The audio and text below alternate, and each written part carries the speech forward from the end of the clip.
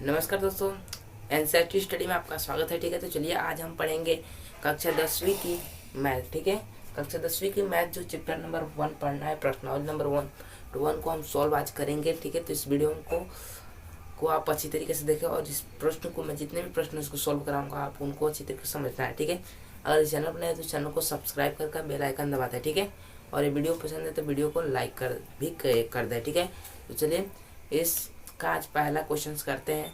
आज का एक्सरसाइज 1.1 का पहला क्वेश्चन सॉल्व करेंगे। ठीक है, तो चलिए सॉल्व करते हैं। तो चलिए दोस्तों, मैं यहाँ पर प्रश्न को लिख लिया हूँ जो आपको इसको सॉल्व करना है। ठीक है, तो आपका प्रश्नावली 1.1 का पहला क्वेश्चन है। ठीक है, तो इसको हम सॉल्व करते हैं। तो देखिए दोस्तों, सबसे पहले इस प्रश्न को सॉल्व करने के तरीके देखिए क्या होता है कि आप पहले प्रश्न को पढ़िए, अच्छी तरीके से समझिए उसका कहने का मतलब क्या है, फिर उसके अनुसार उस प्रश्न को सॉल्व करते हैं। ठीक है, तो देखिए सबसे पहले हम प्रश्न को पढ़ते हैं, फिर उसके हिसाब से करते हैं। ठीक है, अगर निम्नलिखित संख्याओं का मासा ज्ञात करना है, यानी एचसीएफ ज्ञात करना है। जो आपके नीचे संख्याएं दी गई है उनका मासा ज्ञात करना है। करने के लिए, ठीक है, करने के लिए यूक्लिड विभाजन एल्गोरिथम का प्रयोग करना है। इसका मासा ज्ञात करने के लिए यूक्लिड विभाजन प्रमेय का प्रयोग करना है। तो मैंने आपको बताया था यूक्लिड विभाजन एल्गोरिथम का प्रयोग करना है। ठीक है, तो मैंने प्रमेय क्या होता है, देखिए यहाँ पे अगर बात करें प्रमेय की तो ये बराबर बी क्यू प्लस आर होता है। ये आपका होता है यूक्लिड विभाजन प्रमेय का।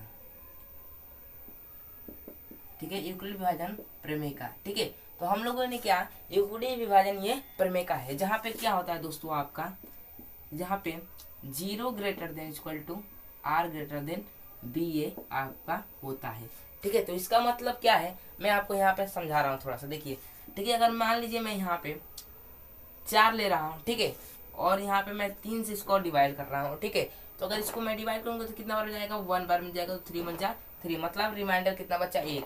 ठीक है, तो इसको हम क्या करते हैं दोस्तों, अगर यहाँ पे हम देखें, ठीक है, तो यहाँ पे अगर इसको हम बनाएं तो लिख सकते हैं 4 इक्वल टू 3 इंटू 1, मतलब ये वाला 1 और प्लस ये रिमाइंडर। तो करने पे क्या हो जा रहा है, दोनों इक्वल 4 4 हो जा रहा है। तो यहाँ से हम इसको अगर कंपेयर करें दोस्तों, तो ये जो अंदर वाला है आपका ए है। ठीक है, अंदर वाला जो है दोस्तों ए है, और ये बाहर 3 है यानी बी है, और ये जो आपका भागफल है क्यू है, और रिमाइंडर जो है आर है। ठीक है, तो यहाँ पे दोस्तों जो आपका पॉइंट निकल रहा है, यहाँ पे हम इसको यूक्लिड विभाजन के रूप में तोड़ दिए हैं। तो इसको ऐसे ही कर आपको इसको सॉल्व करना है। अब बात करते हैं दोस्तों एल्गोरिथम क्या है। ठीक है, तो इसके करने के चरण ही एल्गोरिथम है। जैसे कि यूक्लिड विभाजन एल्गोरिथम का हम कई स्टेप में इसी को मान लीजिए स्टेप नंबर ये 1 रहा है, फिर यहाँ पे कोई दूसरा स्टेप आएगा तो उसी को हम एल्गोरिथम कहते हैं। ठीक है, तो चलिए इसको आगे फिर समझते हैं, मालूम रहे। ठीक है, तो अब देखिए दोस्तों हमें क्या करना है, क्या यूक्लिड विभाजन मैंने एचसीएफ ज्ञात करना है, मासा ज्ञात करना है।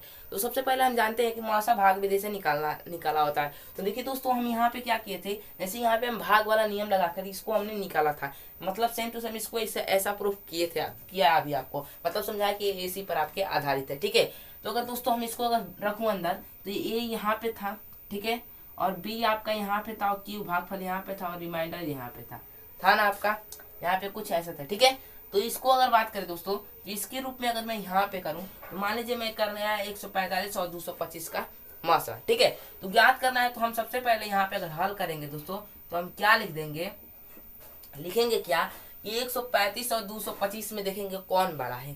तो हम देखेंगे तो रहे दोस्तों यहाँ पे, तो लिख देंगे 135 से बड़ा है 225। ठीक है, अब यहाँ पे दोस्तों हम ये लिख सकते हैं, यहाँ पे हम देखें ये बड़ा है कि बी बड़ा है, तो इन सब के मिलकर ये मतलब ये खुद ही एक बड़ा है, क्योंकि अगर देखा जाए दोस्तों तो अंदर वाला भागफल में कभी भी बड़ा होता है, मतलब उसका दशमलव में नहीं ले जाना है तब। ठीक है, तो यहाँ पे हम देख रहे हैं तो ये क्या है, बड़ा है, तो हम यहाँ पे देख रहे हैं तो ये वाला बड़ा है, तो इसको दोस्तों हम 1 के बराबर लिख सकते हैं, 1 के बराबर लिख देंगे, और ये जो दोस्तों है इसको हम बी के बराबर लिख देंगे, तथा इसको क्या कर देंगे दोस्तों, बी के बराबर कर देंगे।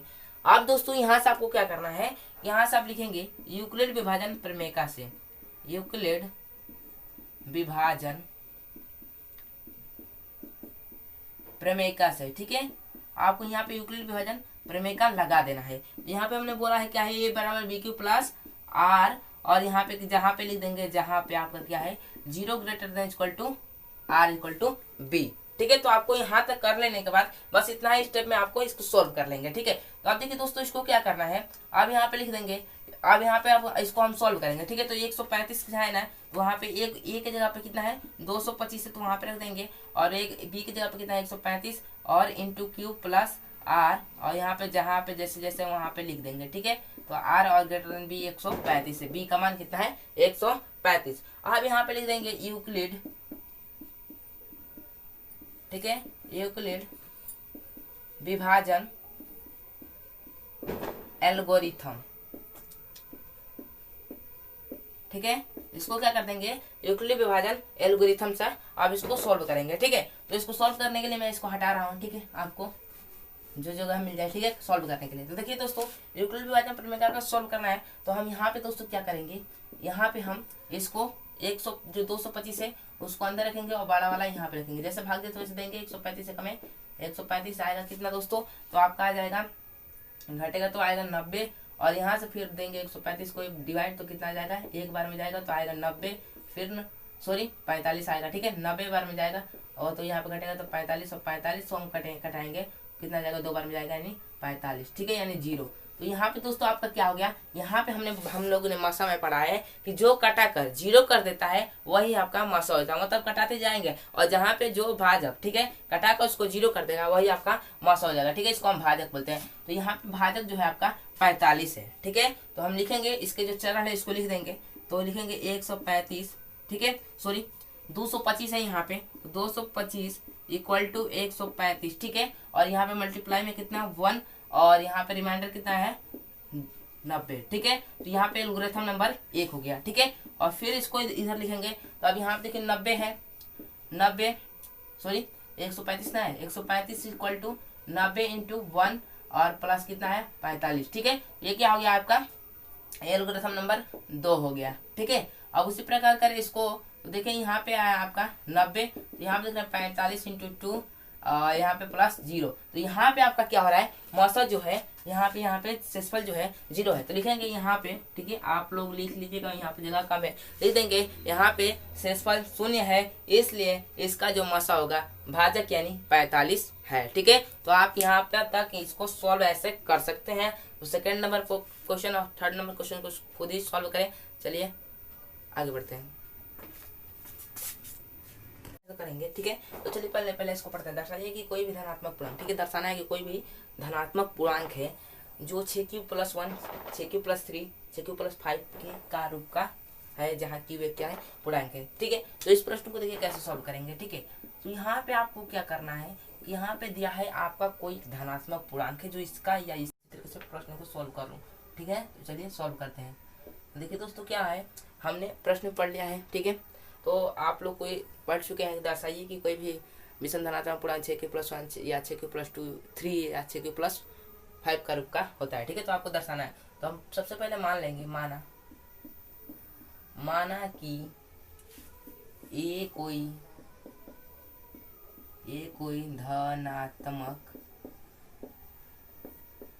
धनात्मक विषम पूर्णांक है, ठीक है, ठीक है। आप लोग दोस्तों मैं यहाँ पे विषम बताया था, लेकिन विषम यहाँ पे होगा, आप लोग कर लीजिएगा, ठीक है। तो धनात्मक विषम पूर्णांक है, ठीक है। तो आप क्या करना है दोस्तों, हम यहाँ पे देख रहे थे क्या है, 6q+1 था, 6q+3 था, 6q+5 था, यही थे। तो दोस्तों हम यहाँ पे ये देख रहे हैं कि ये क्या है, ये सभी भी विषम धनात्मक पूर्णांक है, ये सभी भी क्या है विषम धनात्मक पूर्णांक है। कैसे मैंने मालूम किया, अगर देखिए मैं इनमें से कुछ भी कॉमन लेता हूँ, इनमें से कुछ कॉमन नहीं हो सकता, इसको हम 2 से डिवाइड नहीं कर सकते, इसको भी हम 2 से डिवाइड नहीं कर सकते, इसको भी। अगर वही दोस्तों 6q+2 रहता है तो इसमें से हम 2 कॉमन लेते तो बचता है यहाँ पे 3q+1, अगर इसको हम 2 से डिवाइड करते तो 2 से डिवाइड हो जाता आसानी तरीके से। तो ये आपका सम रहा, और ये रहे विषम धनात्मक और क्या है पॉजिटिव में, इसलिए इन्हें विषम धनात्मक पूर्णांक हम कहते हैं, ठीक है। तो आप लोग को समझ में आ गया कि क्या है।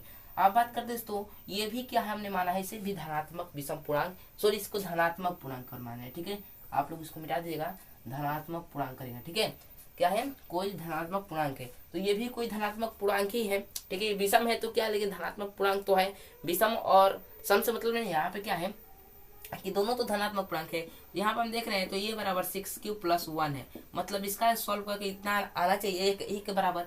तो हम यहाँ पे देख रहे हैं तो यहाँ पे अगर b अगर यूक्लिड विभाजन प्रमेय से अगर इसकी कंपेयर करें तो b के जगह पे क्या आ रहा है दोस्तों 6 आ रहा है। ये सब क्या है 6 है, तो b के जगह पे क्या आ रहा है दोस्तों 6। तो हम यहाँ पे ये लिख सकते हैं कि b बराबर क्या लिख सकते हैं, b बराबर =6। तो यहाँ पे लिखेंगे तथा b =6। ठीक है, अब यहाँ पे लिख देंगे यूक्लिड विभाजन प्रमेय का हमें क्या प्रयोग करना है, तो लिख देंगे यूक्लिड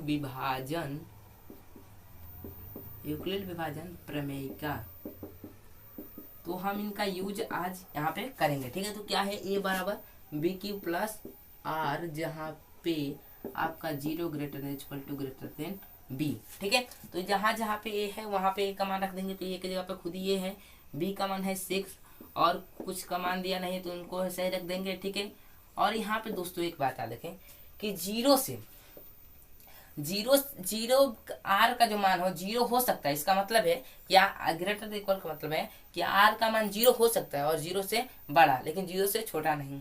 तो यहाँ पे हम लिख देंगे आर का जो मान है 0 से, और यहाँ पे बी का है, बी का मतलब है कि बी से मतलब बी से बड़ा नहीं, बी से बड़ा नहीं, बी से छोटा मतलब, और आर जो है 0 से बड़ा और बी से छोटा। तो आर का जो मान है बी कितना है 6 है, तो 6 से छोटा यानी कितना 5 तक, और 0 से बड़ा मतलब 0 1 2 3 4 5 तक ले जाएंगे। तो लिखेंगे 0 1 2 3 4 5। ठीक है, ये लिखिए या ये लिखिए, दोनों बात देखिएगा। अगर इसके जगह पे या करके ऐसे भी आप लिखते हैं, जैसे कि 0 और यहाँ पे आर लिखकर 100 कितना है आपका 6 है ना बी की जगह पे, तो बी की जगह पे आप 6 कर देंगे। तो ये दोनों बात का मतलब एक ही है। ठीक है, तो ज्यादातर आसान ये रहता है, आपको इसको सॉल्व करने में दिखाने में भी आसानी रहती है। ठीक है, तो आप देखिए इसको हम क्या करेंगे, आप फिर लिखेंगे यहाँ पे सॉरी।